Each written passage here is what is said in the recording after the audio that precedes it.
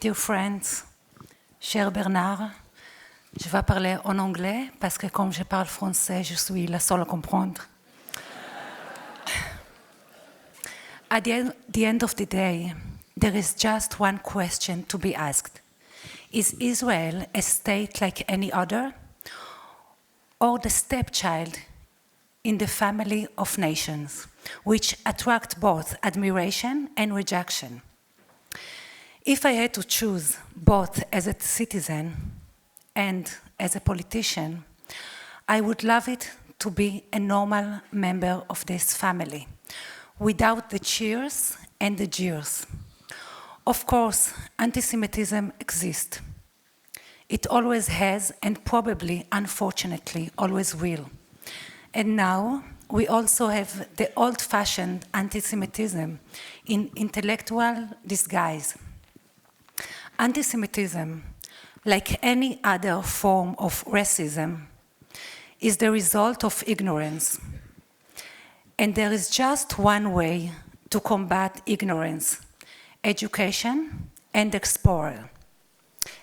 Unfortunately, the transition from Internet Explorer to social media platforms has done the opposite. Education was replaced by public opinion, and that created a narrow echo chamber of fanaticism around each individual. Of course, I have nothing against public opinion, but it cannot replace fact and education.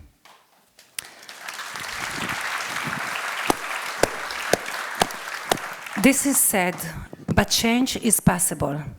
It will depend on the willingness of leaders, and that is where you, as citizens and leaders, come into play.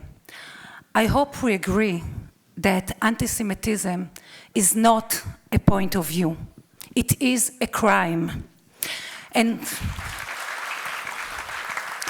since we are in France, a crime against all the value this beautiful country was created upon. It's important for me to say that I belong to those who believe things can be different. I believe the Israeli-Palestinian conflict can end if there will be a leader who speaks the language of hope instead the language of fear.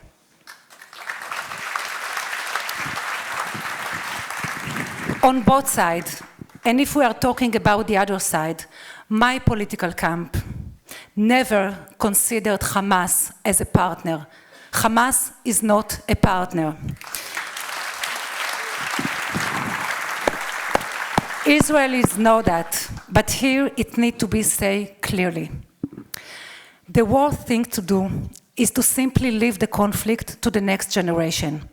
I believe that being pro-Israel means to support the two-state solution, even if it's, believe me, even if it's difficult for you to imagine it at this point of history. Sorry for the digression from the main topic, but there are people here who should listen to a different voice. Two more things before I conclude.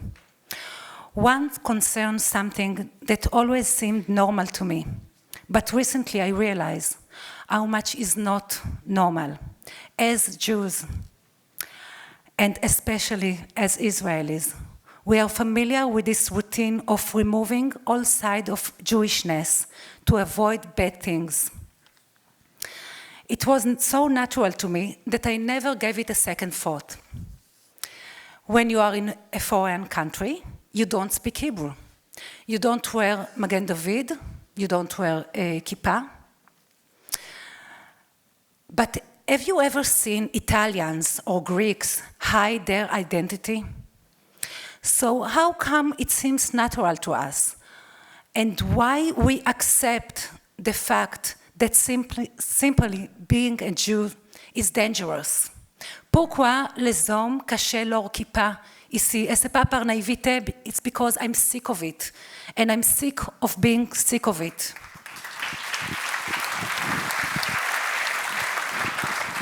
I have to confess about something that changed in me. since the October catastrophe, the Shabbat HaShchora, as we call it in Hebrew. If before I felt much closer to a socialist around the world, to women from my political camp in particular, I have discovered Jewish communities worldwide. And this one here in particular, I have found a family. And the deeper you explore it, you find how universal it is, how strong, caring, and tolerant too. It's the family I always wanted. So thank you for that. You are a shining light in the middle of the tragedy, huge tragedy that befell us. And personally, I will never forget it. Thank you very much.